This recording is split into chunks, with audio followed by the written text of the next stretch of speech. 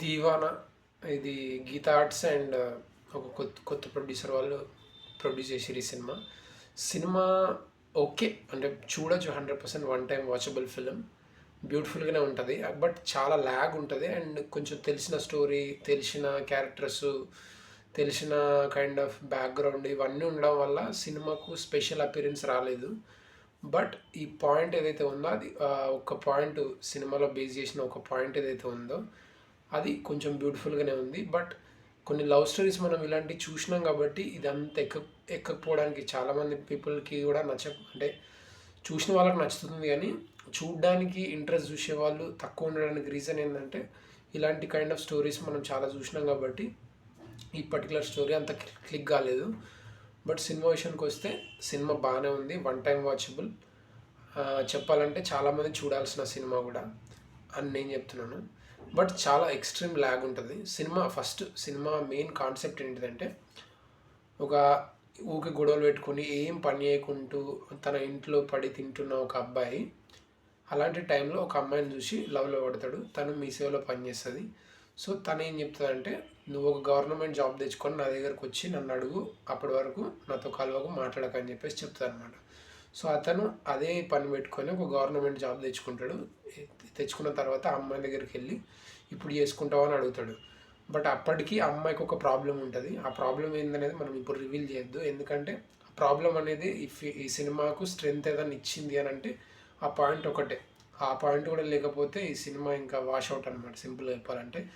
But ఆ ఒక్క point కోసం సో ఆ అమ్మాయికి కూడా డిఫెక్ట్ ఉంది. ఇప్పుడు అబ్బాయికి ఎట్లా అయితే ప్రాబ్లం అంటే రోగ్గా తిరిగేసి జస్ట్ ఏం పని చేయకుండా ఉన్న ఒక అబ్బాయికి తను ఒక జాబ్ తెచ్చుకోమని చెప్పింది కదా. సో అతను జాబ్ తెచ్చుకున్న తర్వాత ఈ అమ్మాయి దగ్గరికి వస్తే ఆ అమ్మాయికి ఉన్న ప్రాబ్లమ్ని చెప్పినప్పుడు ఆ అబ్బాయి ఒప్పుకుంటాడా లేదా, అండ్ ఆ అబ్బాయి ఎట్లా తనని యాక్సెప్ట్ చేసిండు, ఆ డిఫెక్ట్ ఏంటనేది మనం డిస్కస్ చేయట్లేదు. బట్ ఆ అమ్మాయికి ఒక డిఫెక్ట్ ఉంటుంది.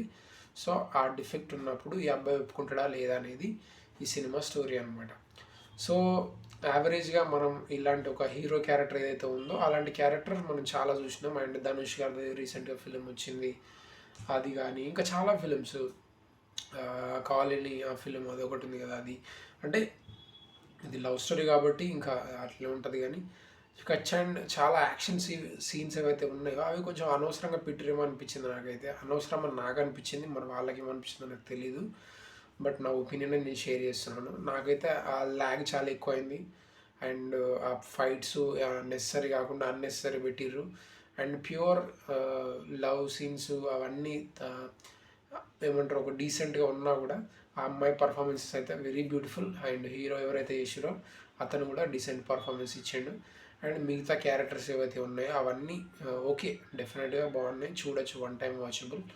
అండ్ ఇలాంటి అంటే లవ్ స్టోరీస్ అనేది ఇంకా 1000 లవ్ స్టోరీస్ వచ్చినా కూడా ప్రేమ అంటే ఏంది, లవ్కి డెఫినేషన్ ఏంది అనేది ఎవరు కూడా కరెక్ట్ చెప్పలేరేమో. ఎందుకంటే ఆ లవ్ అనేది అసలు అదొక మిస్టరీ ఎలిమెంటే ఆల్ ద టైమ్. ఇంకా 1000 సినిమాలు కాదు, ఇంకా 10,000 సినిమాలు వచ్చినా కూడా లవ్ అనేది ఎగ్జిస్ట్ అవుతుంది. అండ్ ఆ లవ్ స్టోరీస్ మనం చూస్తూనే ఉంటాం. This is one of those love stories అనమాట. సో మీరు కూడా చూడండి, మీరు కూడా చూసిన తర్వాత మీ కామెంట్ ఏందో డెఫినెట్గా మెన్షన్ చేయండి కామెంట్లో. అండ్ బ్యాక్గ్రౌండ్ స్కోర్ మ్యూజిక్ వచ్చేసరికి ఒక మెయిన్ బిట్ అంటే దీవానాకు సంబంధించిన ఒక బ్యాక్గ్రౌండ్ స్కోర్ ఏదైతే స్పెషల్గా ఉందో అదొకటి సూపర్గా అనిపించింది. మిగతాదంతా కూడా జస్ట్ ఓకే ఓకే అన్నట్టుగానే ఉంది. అండ్ చాలా రియల్ లొకేషన్లోనే షూట్ చేసారు, అది నాకు బ్యూటిఫుల్గా అనిపించింది. అండ్ బేబీ సినిమా దీనికి సంబంధం లేదు, ఎందుకంటే అది ఒక జానరు అంటే లవ్లోనే అదొక కైండ్ ఆఫ్ ఫిలిం, ఇది ఒక కైండ్ ఆఫ్ ఫిలిం. బట్ ఇలాంటి ఒక ఫిలిం రావాలి అనుకున్నాం, అంటే మనమైతే అనుకోలేదు, బట్ మేకర్స్ అనుకున్నారు, తీసిరు. అండ్ సినిమా మాత్రం థియేటర్లో ఎక్కువ ఆడట్లే, బట్ చూడండి, మీకు నచ్చే అవకాశం చాలా ఎక్కువ. ఎందుకంటే ఇలాంటి లవ్ స్టోరీ చూసినప్పుడే మనకు కూడా మన పాయింట్ ఆఫ్ వ్యూ కానీ మనకు లవ్ మీద ఉన్న ఒక పాయింట్ ఆఫ్ వ్యూ పర్స్పెక్టివ్ కానీ అర్థం కావడానికి ఉంటుంది. So that's it. మీరు చూసిన తర్వాత చెప్పండి.